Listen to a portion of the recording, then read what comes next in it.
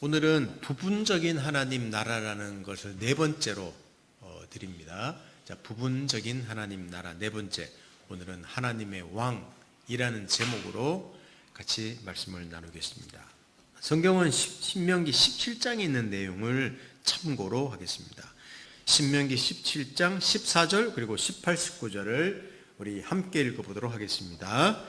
내가 내 하나님 여호와께서 내게 주시는 땅에 이르러 그 땅을 차지하고 거주할 때에 만일 우리도 우리 주위의 모든 민족들 같이 우리 위에 왕을 세워야 하겠다는 생각이 나거든 그가 왕위에 오르거든 이 율법서의 등사본을 레위 사람 제사장 앞에서 책에 기록하여 평생에 자기 옆에 두고 읽어 그의 하나님 여호와 경외하기를 배우며 이 율법의 모든 말과 이 규례를 지켜 행할 것이라. 아멘.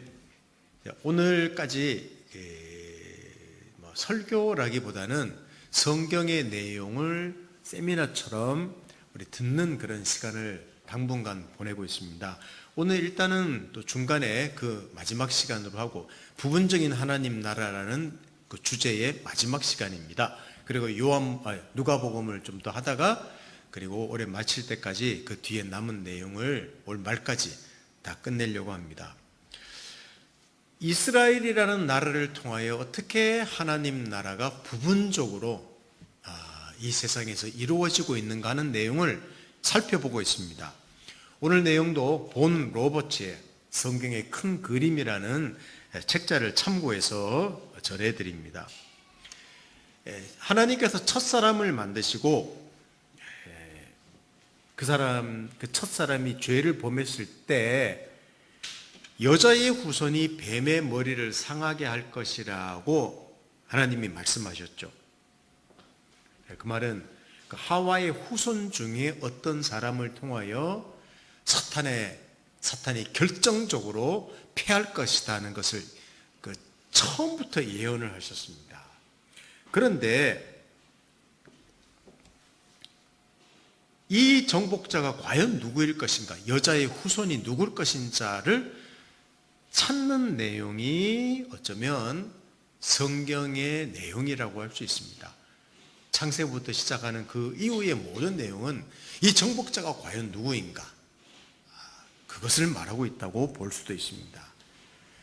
아브라함의 아들 이삭의 아들 야곱이 죽기 전에 그의 넷째 아들인 유다에게 축복을 합니다. 그런데 그 축복의 내용이 매우 놀랍습니다. 자, 창세기 49장 10절을 한번 보겠습니다. 현대의 성경으로 제가 읽어드릴게요. 여러분은 눈으로 앞을 보시길 바랍니다.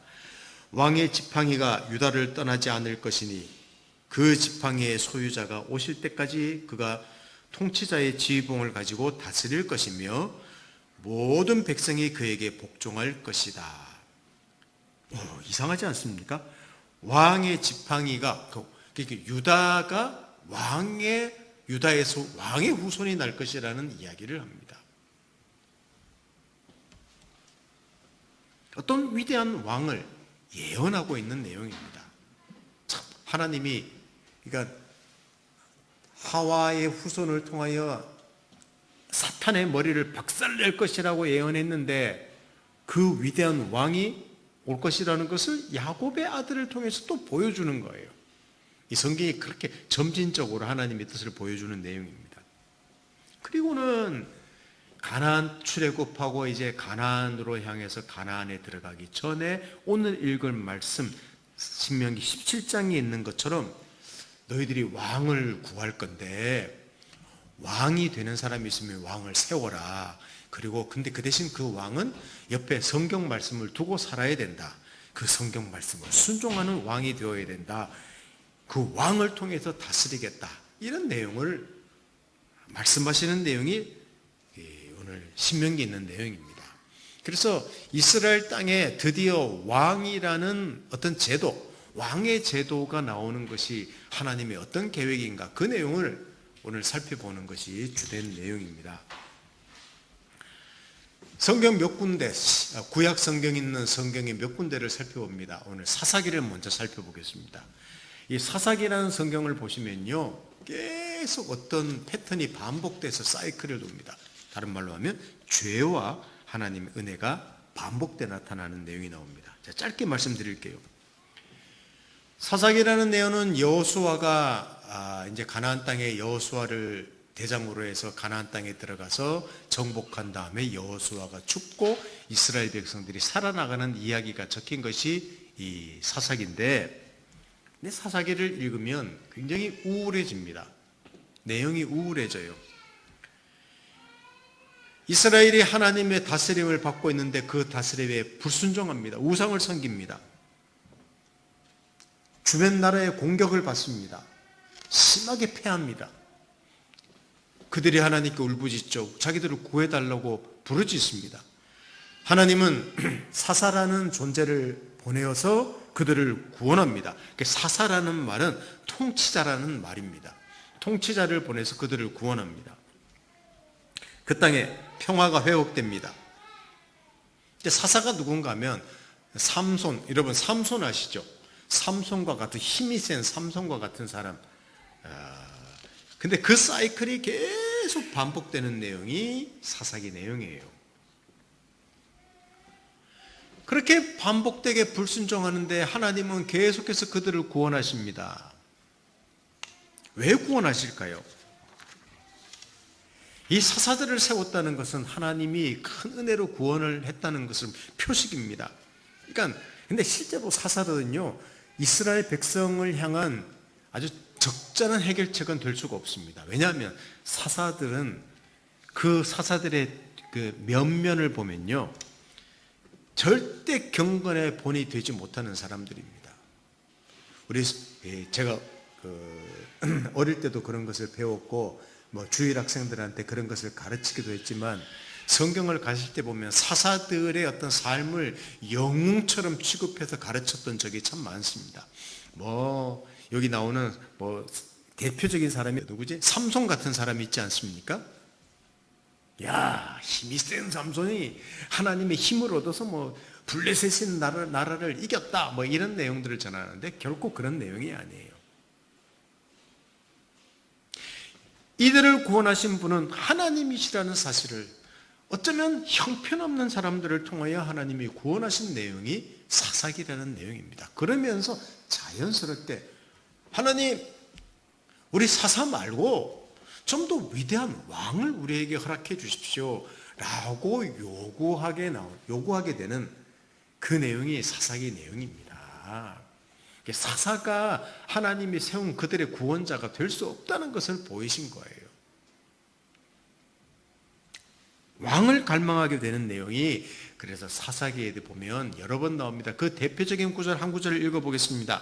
사사기 21장 25절을 우리 함께 읽어볼까요? 자, 21장 25절을 함께 읽어보겠습니다. 그때 이스라엘의 왕이 없으므로 사람이 각기 자기의 소견에 옳은 대로 행하였더라 그랬죠. 자, 한 4번이나 나오는데 왕이 없었기 때문에 지 마음대로 살았다. 다른 말로 하면 왕이 필요하다, 이런 내용이 나오는 것이 사사기 내용입니다. 그러다가 실제로 이제 왕의 제도가 나오는 것이 제가 다음 두 번째로 말씀드릴 사무엘상이라는 내용입니다. 근데 사무엘상이라는 내용을 보면요, 뭔가 왕을 세우긴 하는데 출발이 잘못된 내용이 나옵니다. 그래서 제가 잘못된 출발이라고 기록했습니다. 마지막 사사가 사무엘이라는 유명한 사람입니다. 그런데 그 아들들이 사사를 되는데 그 아들들은 불황하였습니다. 백성들은 그들이 사사되는 것을 허용치 않는다고 왕을 사무엘에게 요구했습니다.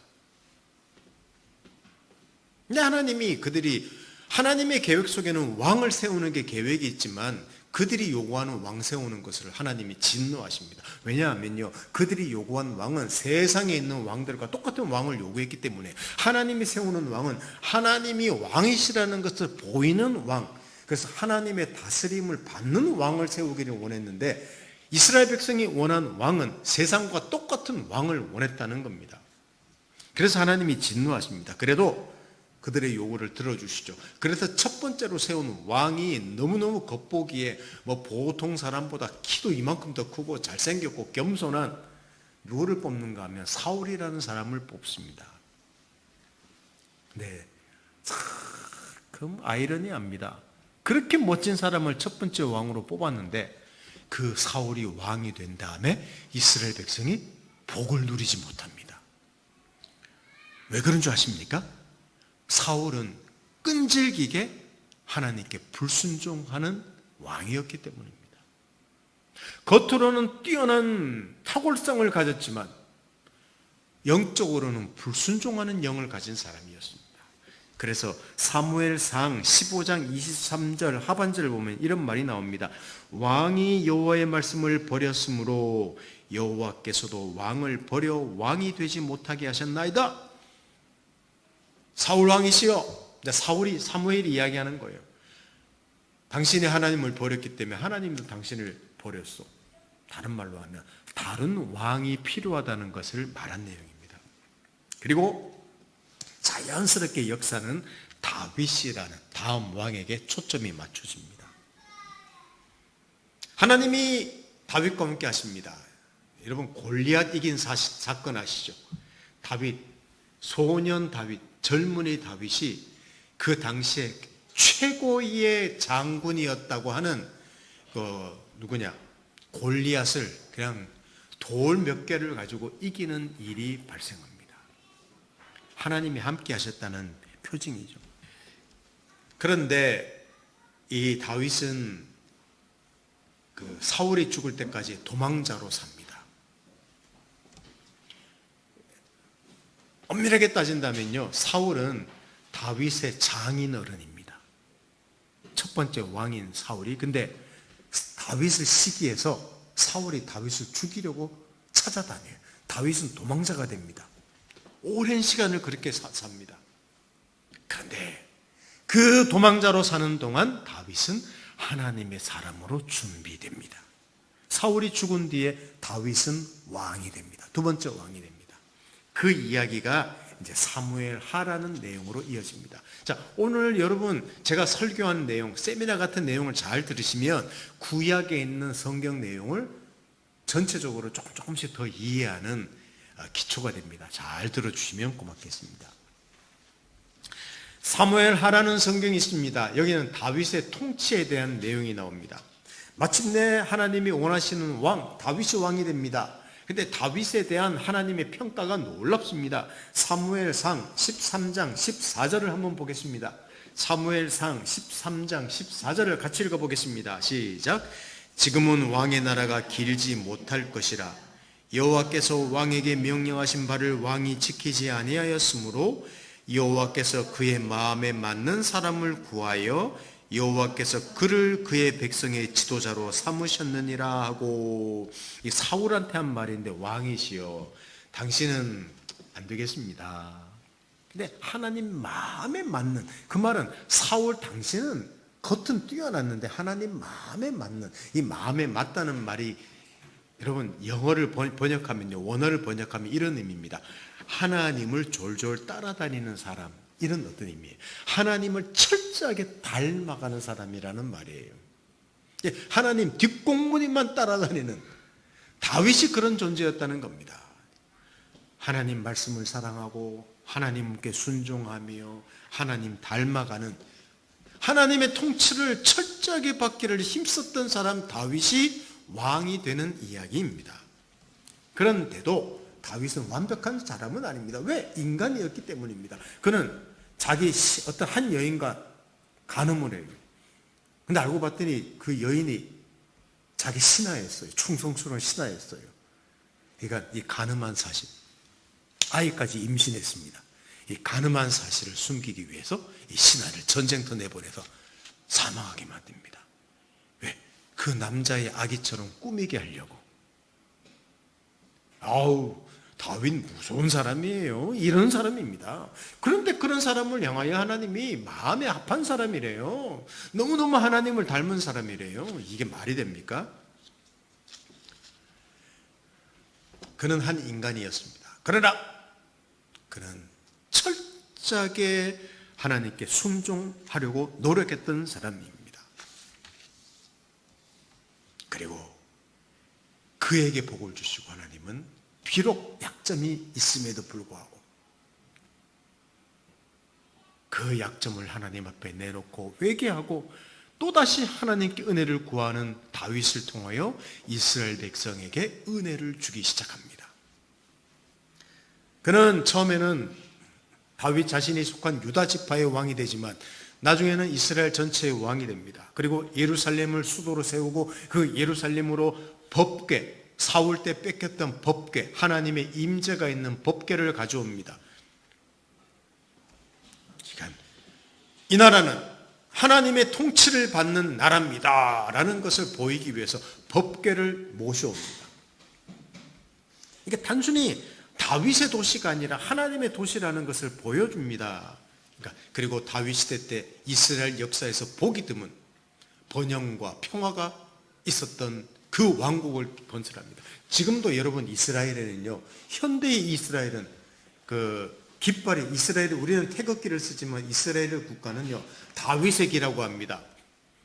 이 별같이 그린 게 이스라엘 국기 아닙니까? 이 뭐냐면 다윗을 최고의 왕으로 지금도 그들은 다윗과 같은 메시아가 올 걸 기다리고 있다는 말입니다.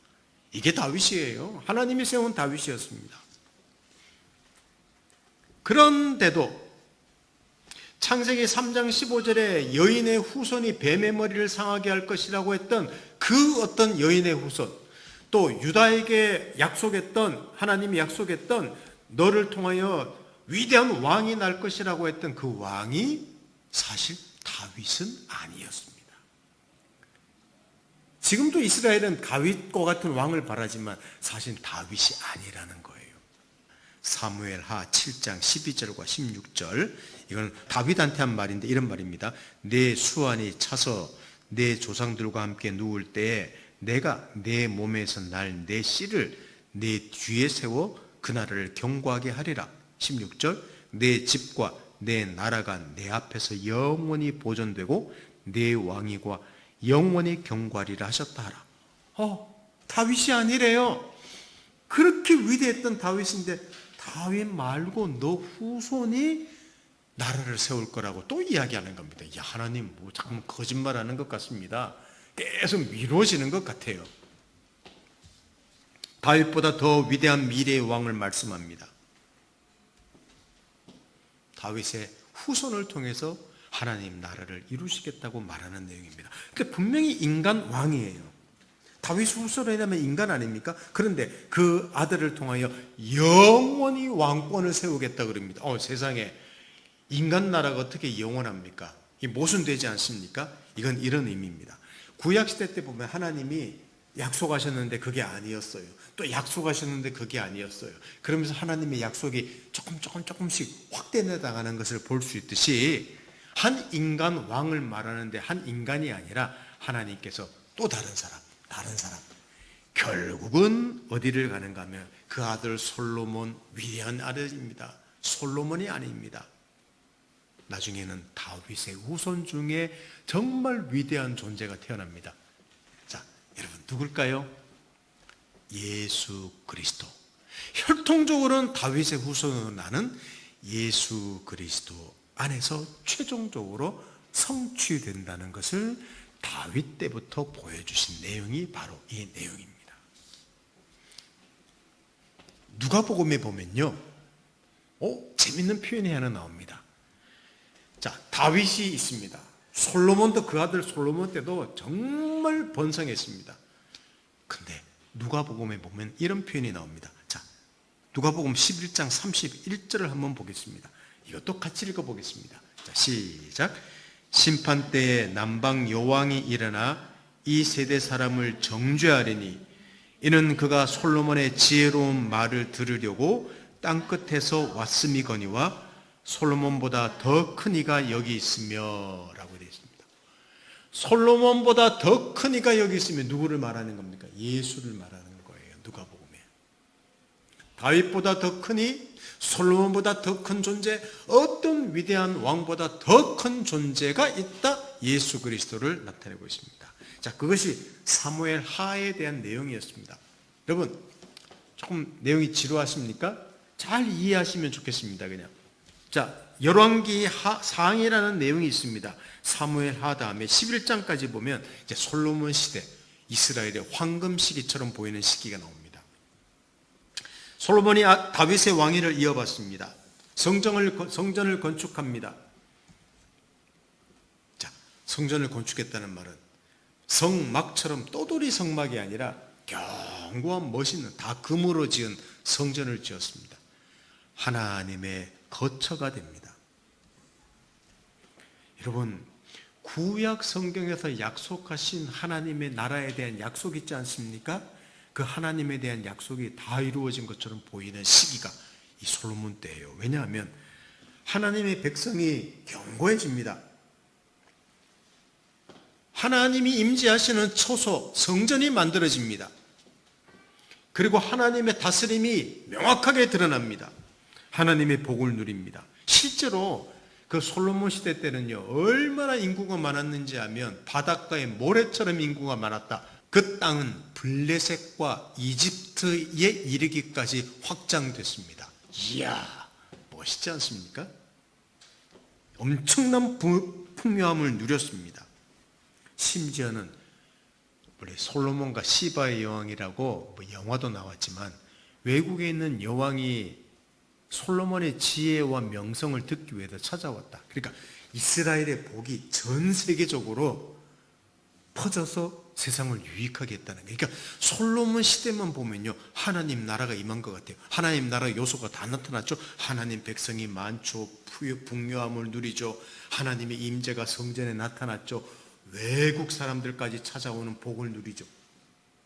이야, 이제 하나님 나라가 이루어졌구나. 할렐루야. 그런 시대가 여러분 열왕기 상이 있는 시대예요. 열왕기상 8장 56절이라는 성경을 보겠습니다. 성전을 지어놓고 솔로몬이 기도한 내용인데 기도 내용이 얼마나 큰지 아십니까? 자, 제가 읽어드립니다. 여호와를 찬송할지로다. 그가 말씀하신 대로 그의 백성 이스라엘에게 태평을 주셨으니 그 종 모세를 통하여 무릇 말씀하신 그 모든 좋은 약속이 하나도 이루어지지 않으며 없습니다. 하나님 이전부터 약속하신 모든 약속이 다 이루어져서 너무너무 부유로운 나라가 되었습니다. 하나님 나라가 되었습니다 하고 지금 솔로몬이 기도하는 내용이에요. 자, 그런데 이 나라는 얼마 지속되지 못합니다. 솔로몬은 그 부유함을 충분히 누리지 못하고 수많은 사람들을 자기 왕비로 들이면서 나라가 혼탁해집니다. 우상을 섬기는 나라가 됩니다. 그 아버지 다윗을 생각해서 하나님이 심판을 늦추지만 이스라엘은 점점 나눠 쇠퇴하기 시작하더니 두 나라로 갈라지기 시작합니다. 분열되는 왕국이 됩니다. 그 이야기가 열왕기상 다음에 나오는 12장부터 열왕기하 25장에 나오는 내용입니다. 불순종과 분열과 쇠퇴의 내용이 이스라엘 어떤 큰 역사에 마무리하는 내용이 나옵니다. 그 내용을 마지막으로 전해드리도록 하겠습니다. 솔로몬 다음에 나라가 붕괴되는데 그 아들 르호보암이라는 왕이 됩니다. 근데 북쪽 이스라엘과 남쪽 유다라는 왕국으로 분열이 되기 시작해요. 자세한 내용은 제가 설명드리지 않습니다. 북쪽 왕국은 이스라엘이라는 이름을 정합니다. 사마리아라는 곳을 수도로 정합니다. 남쪽 유다는 예루살렘을 수도로 정합니다. 이름이 유다라는 왕국이 됩니다. 북쪽 이스라엘은요, 전부 다 왕들이 지지리 우상을 섬기며 하나님 말씀에 불순종하는 왕들밖에 없어요. 남쪽 유다에는 그래도 선한 왕이 몇 명 나타납니다. 그래도 그 내리막길을 막지는 못합니다. 북쪽 왕국은 결국은 주전 722년 아시리아한테 망합니다. 성경은 그 이유를 이렇게 말합니다. 열왕기하 17장 7절처럼 말하고 있습니다.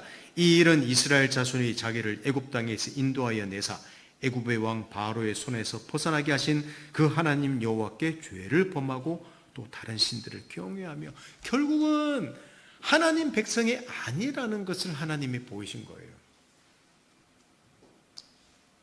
여호와 종교를 표방은 하지만 겉은 실제로는 하나님께 순종하지 않는 백성이다. 자, 이들이 망했다는 것은 이런 의미입니다. 너희들은 내 백성이 아니다.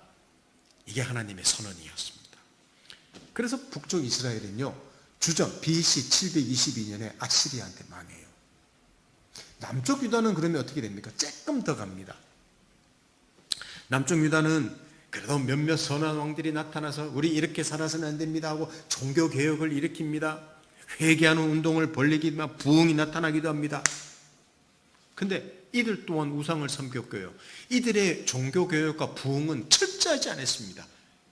그래서 반짝하다가 또 시들고 반짝하다가 시들다가 결국은 주전 586년 바벨론이라는 나라한테 망합니다.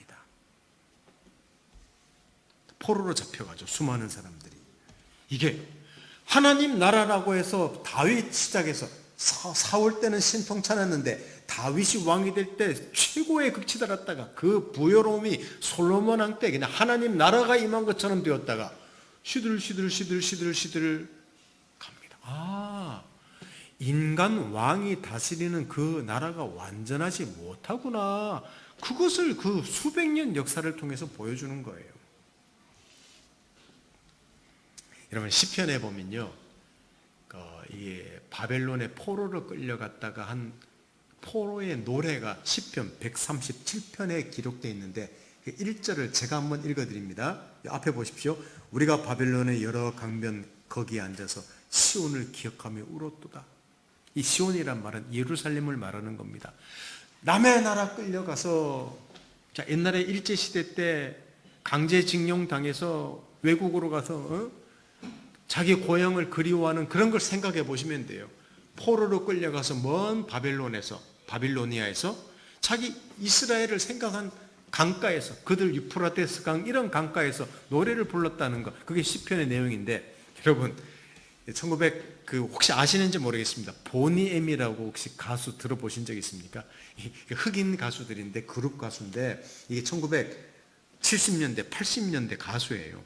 이 보니엠이라는 가수가 부른 노래 중에 바벨론이라는 노래가 있습니다. 이게 흑인 양과 비슷하게 불렀는데 이게 뭐 By the River of Babylon 하고 이런 노래가 있는, 바빌론의 강가에서 우리는 앉았습니다. 거기서 우리는 울었습니다. 그리고 시온을 그리워했습니다.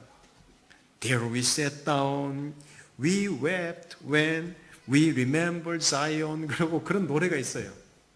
제가 준비하는데 그 노래가 좀 생각났습니다. 한번 생각해 보십시오. 그냥 노래가 아니라 노래 불렀다는 거는 옛날이요. 우리 그렇게 화려했던 나라가 있었지. 하나님께 순종했을 때 우리가 복받은 그때가 있었지. 지금은 웬 말인가 이게. 여러분 그런 노래를 부르며 쇠퇴한 것이 하나님 나라 이스라엘의 모습이었습니다. 부분적인 하나님 나라를 제가 마무리하고 있습니다. 부분적인 하나님 나라. 이스라엘 통해서 하나님이 자기 나라의 모습을 보여주셨는데 이게 해체되고 말았습니다. 하나님 백성이라는 증거는 이제 없습니다. 왜? 포로로 끌려왔기 때문입니다. 하나님의 초소가 없습니다. 예루살렘이 다 멸망했기 때문입니다. 하나님의 복 임재가 없습니다. 그들은 심판을 받았기 때문입니다. 그들은 다스림을 거절했습니다. 그리고 하나님의 임재에서 쫓겨나 먼 이방 나라에 가 있습니다. 그러니까 하나님 나라가, 부분적인 하나님 나라가 이스라엘은 해체되었죠. 모든 것이 슬픕니다. 이게 끝이란 말입니까? 하나님 일하심이 여기서 끝이란 말입니까? 아닙니다. 이것은 하나님 이야기는 여기서 끝나지 않습니다. 이 이스라엘은, 제가 그래서 제목을 부분적인 하나님 나라라고 했지 않습니까? 이것은 한 모델일 뿐입니다. 하나님 나라의 이 지상에서 모델일 뿐입니다. 이 모델일 뿐이에요. 그림자일 뿐이에요. 실제를 향해서 또 나아갑니다. 바로 예수 그리스도를 통해 세우실 완전한 하나님 나라를 향해 계속 하나님의 일하심은 가고 있다는 것입니다. 이 땅의 나라가 아니라는 말이죠.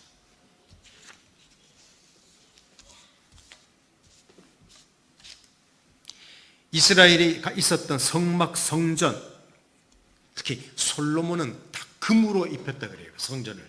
세상에. 근데 그것은 그냥 그림자입니다. 모형입니다. 예수 안에 있는 하나님이 예수 안에서 자기 임재를 보여주시고 하나님이 누구신지, 하나님이 어떤 일을 하시는지, 하나님이 자기 사람들을 얼마나 사랑하시는지 보여준 것은 여러분 그 구약의 성막 성전에 나타난 그것과 비교할 수가 없는 거예요. 출애굽할 때 홍해를 가르고 뭐 대단했지 않습니까? 그것은 예수 그리스도 안에서 십자가에서 이루신 구원에 비하면 아무것도 아니라는 거예요. 이게 성경의 이야기입니다. 요한복음 1장 14절을 마지막으로 한번 읽어보겠습니다. 자, 우리 다 같이 요한복음 1장 14절을 같이 읽어보겠습니다. 시작. 말씀이 육신이 되어 우리 가운데 거하심에 우리가 그의 영광을 보니 아버지의 독생자의 영광이요 은혜와 진리가 충만하더라. 이 말씀이 무슨 말씀인가 하면요, 지금 말씀이 육신이 되었다는 말은 하나님이 인간으로 오셨다는 말이에요. 근데 그 인간으로 오신 예수를 보니까 그 영광스러움이 이야, 한 인간이 아니다. 아버지의 독생자의 영광이란 말은 그냥 하나님의 놀라운 위대하심이 그 속에 다 들어있다는 그 표현을 하고 있다는 말입니다. 그렇습니다. 아무리 솔로몬 때가 위대했더라도, 아무리 다윗 때가 위대했더라도, 아무리 출애굽이 위대했더라도 구약 역사에서 하나님이 일하시고 자기 나라가 어떤 것인지를 보여준 것이 아무리 멋있고 위대했을지라도 예수 안에서 하나님이 보이신 하나님 나라라는 것이 무엇인지에 비하면 아무것도 아니다. 그것을 말하고 있는 구절이 요한복음 1장 14절이에요. 이게 바로 위대한 왕 예수 그리스도이십니다. 그러면서 그 수많은 나라야, 수많은 지도자, 수많은 왕들을 통하여 어떤 필요성을 보여주셨는가 하면 진짜 왕이 필요하구나. 진짜 정말 위대한 왕이 필요하구나. 이 필요성을 보여준 것이 구약 성경입니다. 바로 하나님만이 왕이시고 진정한 구원자이시라는 말을, 그것을 보여주신 것입니다. 이제 하나님 나라, 부분적인 하나님 나라를 해치하시면서 하나님 일은 끝나지 않고 여전히 일하셔서 실물을 세우고 계십니다. 원형을 세우고 계십니다. 그 원형을 세운다는 아주 더 리얼하게, 더 구체적으로 쫀득쫀득하게 예언하는 내용이 바로 우리 보통 말하는 이사야, 에레미야, 에스겔이라고 말하는 구약 성경 뒷부분 나오는 선지서, 예언서에 그 내용이 기록되고 있습니다. 다음에 제가 예언된 하나님 나라 할 때 그 내용을 조금 더 말씀드리도록 하겠습니다. 사랑하는 성도 여러분, 오늘 성경 내용을 들으면서 어떤 생각이 듭니까? 사람들을 위한 하나님의 계시는 어떤 계시가 반짝했다가 그것이 없어졌다 그래서 망하는 게 아니라 그 계시는 점점 선명해졌습니다. 인간의 약점, 실패의 역사에서 하나님은 새로운 성취를 계속 보이십니다. 그 정점을 향해 나가신다는 말이죠.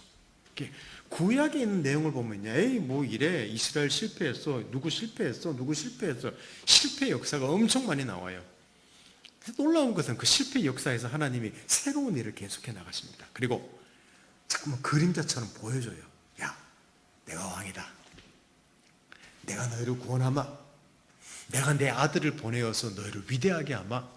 너희를 깨끗하게 하마. 그 내용이 곳곳에 구약 성경에 나옵니다. 그러니까 이 구약 성경에 나오는 인간의 실패는 그게 끝이야. 하나님의 실패가 아닙니다. 그 실패 속에서 하나님의 위대한 일을 계속 보이셨다는 것입니다. 그 정점은 바로 예수 그리스도로 가고 있습니다.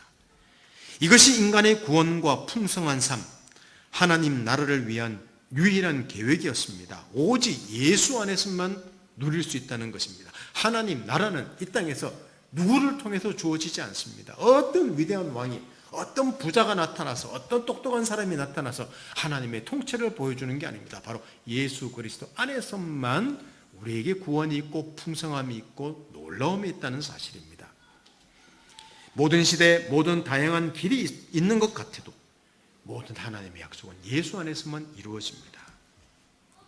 근데 우리 시대를 보면요, 우리가 이스라엘에 산다면 그렇구나, 우리는 성경을 가지고 있으니까 예수라는 분이 이런 분이구나 하고 우리가 받아들이지만, 여러분, 우리는 현대를 살고 있습니다. 우리는 이스라엘이 아닙니다. 그리고 종교적이지 않습니다. 예수와는 먼 거리에 살고 있습니다. 그래도 자, 구약 시대를 생각해 보십시오. 어떤 예수라는 존재, 하나님 아들의 존재를 보여줬습니다. 미리미리. 근데 예수는 수만 년 뒤에 태어나요. 그래도 이때도 예수라는 그림자를 보여주면서 이때도 예수 안에서 복을 받고, 이때도 예수 안에서 복을 받고, 이때도 예수 안에서 복을 받습니다. 이게 하나님의 일하심이었습니다. 그러면 예수님은 이미 오셨다가 죽고 부활하셔서 하늘로 승천하셨다고 했습니다. 우리는 그분이 승천하신 다음에 2000년도 훨씬 더 된 시대에 살고 있습니다. 예수와 무관한 시대에 사는 것 같아요. 과학의 시대에 살고 있습니다. 그러나 우리 또한 우리의 모든 복은 구약 시대와 똑같이 예수 그리스도 안에서 주어진다는 것입니다. 이게 성경이 말하고 있는 내용이에요. 부분적인 하나님 나라가 이스라엘을 통해서 주어진 것처럼 보여서 다 실패해도 그들의 복은 태어나실 예수 그리스도 안에서 주어졌다면, 이미 예수는 죽고 없어진 그냥 먼 옛날의 한 인물이 아니라 수천 년 지나는 지금에도 우리의 복은, 하나님 나라의 위대함은 예수 안에서 주어진다는 것을 보여주고 있는 것이 성경의 내용입니다. 그러니까 사랑하는 성도 여러분, 우리의 복은 예수 안에 있는 거예요. 지금도. 그것을 우리는 잘 이해해야 됩니다. 지금 시대가 어두운 시대처럼 보이고 하나님의 일하심이 멈춘 것처럼 보여도 하나님은 여전히 일하십니다. 그러니까 이렇게 이해하십시다. 나라가 시끄러워, 세상이 너무 말세 같대, 인간은 정말 말종이야, 쟤는 왜 저래. 여러분, 그게 이 세상이에요. 그래도 잘 기억하십시오. 그럼에도 불구하고 우리 시대나 자신을 포함해서 누구든지 우리는 포기해서는 안 됩니다. 왜? 지금도 하나님의 일하심이 있기 때문입니다. 지금도 예수 안에서 하나님은 일하십니다. 우리에게 복을 주십니다. 약속하십니다. 우리를 이끄십니다. 그것이 하나님의 일하심이에요. 그러니까 자신을 포기해서는 안 돼요. 다른 사람을 포기해서는 안 돼요. 이 시대를 포기해서는 안 됩니다. 지금도 예수 안에서 하나님 무궁한 복을 주시고 그 나라를 완성하려고 지금도 일하고 계신다는, 아들을 보냈다는 말은요, 하나님의 일하심은 끈끈하고 열심히 있고 의지가 있다는 거예요. 우리를 너무너무 사랑한다는 거예요. 이걸 보이고자 얼마나 많이 반복해서 보여주셨습니까? 실패 가운데서도. 그러면 진짜 아들을 보내주신 하나님이시라면 우리가 생각할 때 부정적인 시대에도 하나님의 일하심은 너무너무 위대하다는 사실을 꼭 기억하시면 좋겠습니다. 사랑하는 성도 여러분, 우리 자신을 포기하지 마십시오. 우리 시대를 포기하지 마십시오. 우리의 미래를 포기하지 마십시다. 그리고 하나님의 일하심을 예수 안에서 기대하십시오. 반드시 예수 안에서 하나님이 완성하실 그 나라를 향해 가고 있다는 사실을 알면 우리 그리스도인들이, 우리 교회가 이 소망을 갖는, 이 시대에서 소망을 갖는 그런 사람으로 살아가면 좋겠습니다. 말씀을 마치겠습니다. 함께 기도합니다. 하나님 아버지, 감사합니다. 부분적인 하나님 나라가 해체됐습니다. 이스라엘이라는 한 나라는 아무것도 아닌 것처럼 됐습니다. 그러나 그 가운데서도 하나님은 일하시고 예수 안에서 하나님 나라를 이루심을 완성해 나가셨습니다. 예수께서는 구원을 이루시고 승천하셨습니다. 아무도 없고 나만 존재하고 내가 생존하는 것처럼 보입니다. 그렇지 않습니다.